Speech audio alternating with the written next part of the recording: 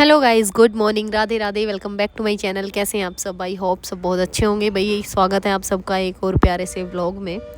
और आज हमारा चाय पीने का बहुत मन कर रहा था, और जब भी कभी हमारा चाय पीने का मन करता है तो ये तो फैसिलिटी यहाँ पे है कि हम चाय बना के पी सकते हैं। मैम ने हम सबको परमिशन दे रखी है कि जब भी जिसका भी मन करे अपना चाय बनाओ किचन में और पी लो। तो ऐसी आपको लगता है किसी इंस्टीट्यूट में परमिशन होती होगी कि भाई अपनी चाय बनाओ और पी लो। चाय पीने के बाद क्लास ख़त्म होने के बाद में हम लोग आ गए थे अपने प्रैक्टिस एरिया में। और ये जो चेंजिंग रूम है, यहाँ पे कुछ काम चल रहा था।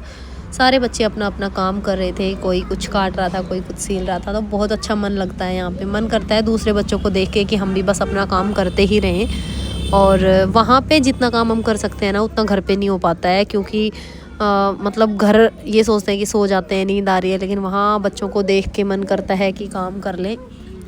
एक दूसरे को देख के काम करने का बहुत मन करता है। हालांकि बहुत सारे बच्चों का तो ये होता है कि घर जाके अच्छा काम होता है, क्योंकि वहाँ डिस्टर्बेंस नहीं होता।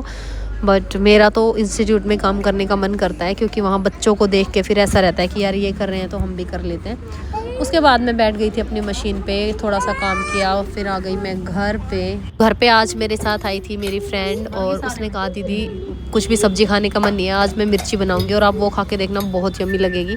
तो फिर प्रियांशी ने बनाई मिर्ची, और बहुत सच में बहुत ज़्यादा यम्मी बनी थी। हमने खाई रायते के साथ में, बहुत ज़्यादा मज़ा आया, बहुत यम्मी बनी थी। और आजकल ना मेरा काम बहुत ज़्यादा फैल जा रहा है, क्योंकि इंस्टीट्यूट चली जाती हूँ तो थोड़ा सा इग्नोर करना, चीज़ें बहुत ज़्यादा फैली हुई है।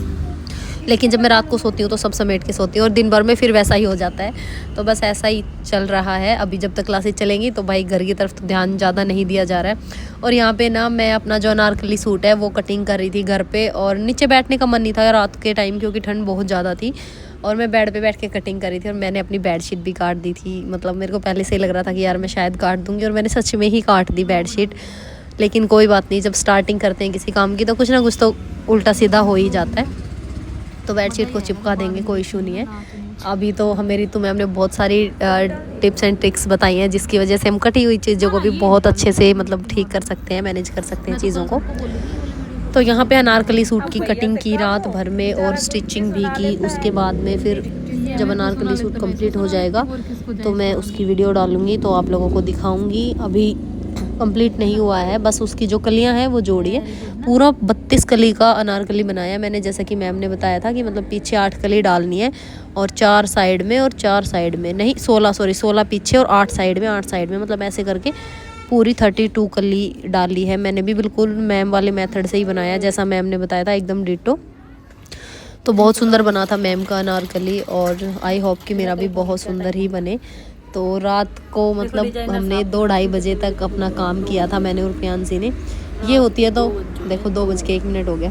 ये होती है तो मैं भी कर लेती हूँ, और ऐसे तो फिर मैं बच्चों को सुलाने जाती हूँ ना, उसी टाइम पे मैं सो जाती हूँ। मतलब बहुत रात तक मैं नहीं जग पाती हूँ बच्चों के चक्कर में, क्योंकि जब बच्चों को बेड में सुलाते हैं और मैं खुद बिस्तर में जाती हूँ ना, तो मेरे को नींद आ जाती है। लेकिन जब प्रियांशी होती है उस टाइम पे 2-2 बज जाते हैं, मैं आराम से मतलब जग लेती हूँ। 2 भी बज जाते हैं, 3 भी बज जाते हैं। और बहुत बार ऐसा होता है, कई बार जब प्रियांशी आई हुई होती है ना मेरे साथ में, जब हमारा कुछ वर्कलोड ज़्यादा होता है तो मैं इसको ले आती हूँ कि चल कर लेंगे साथ में वहाँ पे। तो ये मैं पता है सो भी जाती हूँ, और ये फिर भी अपना काम करती रहती है, क्योंकि मेरे को ना सुबह जल्दी उठना होता है। 5:30 या 6 बजे मेरी बेटी जाती है स्कूल में। उसकी 6:30 पौने 7 घर से निकल जाती है, मतलब वो अब सर्दियों में भी।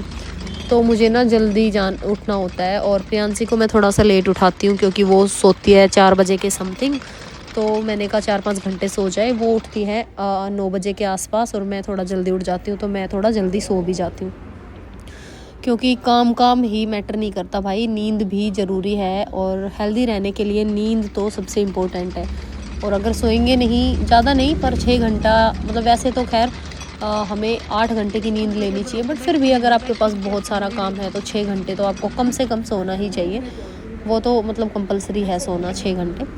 तो नींद मतलब काम के साथ साथ नींद को बिल्कुल भी नहीं भूलना है। बहुत सारे बच्चे होते हैं जो नींद को त्याग के भाई अपना काम करते हैं। तो आप चल पाओगे कुछ दिन, मतलब बहुत लंबा टाइम आप नहीं चल पाओगे इस तरीके से, थोड़े दिन चल पाओगे। लेकिन कोशिश करना कि नींद को मैनेज करते हुए, सारी चीज़ों को मैनेज करते हुए चलो, तभी हम लंबे टाइम तक काम कर पाएंगे।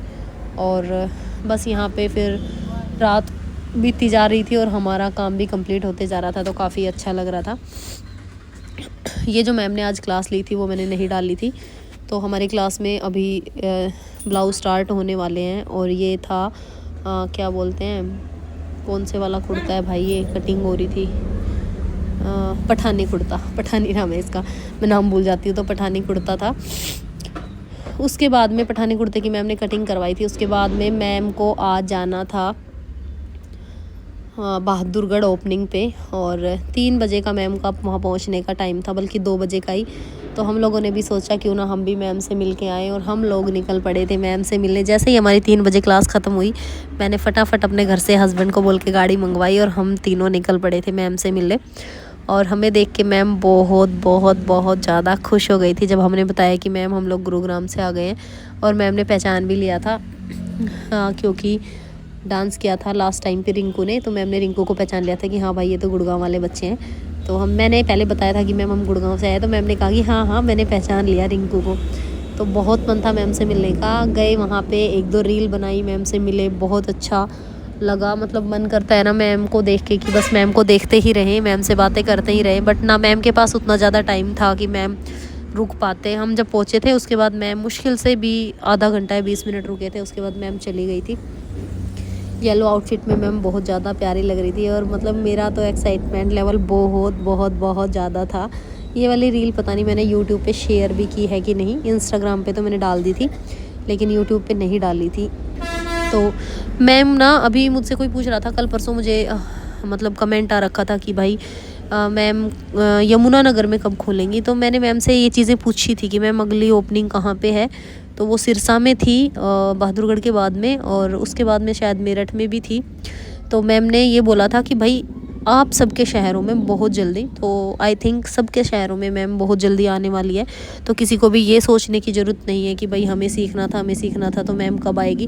तो आप मैम के मुँह से ही सुन लो, इसमें ना मैम बोल रही है।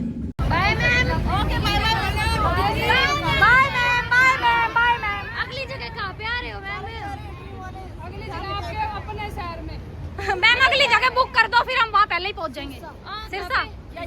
कब मैम, कब कब कब? बहुत जल्दी आप सभी के शहरों में। और मैंने देख लिया गुड़गांव वाले बच्चे ब्रांच में से भाग के आ गए। भाई क्या प्यार है। Bye ma'am, bye ma'am, bye.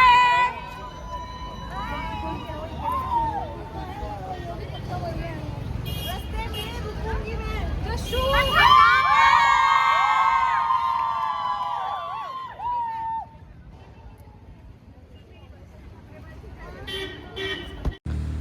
Ma'am को बाय बाय करने के बाद में हम लोग लगे थे खाना खाने, और भाई अच्छे से पेट भर के हम लोग निकल गए थे घर के लिए। और 1-2 रील बनाई हमने उसके बाद में, और काफ़ी इन्जॉय किया। कुल मिला के मैम से मिलने के बाद बहुत ज़्यादा खुशी होती है और बिल्कुल मन नहीं लगता मैम के जाने के बाद, ऐसा लगता है कि कुछ छूट गया हो। ये सारी फ़ोटोज़ जो हमारे इंस्टीट्यूट में लगी है वही सब फ़ोटोज़ यहाँ पे भी लगा रखी थी। और बस इसी के साथ हम लोग निकल गए थे घर के लिए वापसी में। और आते टाइम हमने लगाया मैप, क्योंकि हम रास्ता मतलब चेंज हो गया था हमारा, समझ में नहीं आ रहा था कहाँ से जाना है।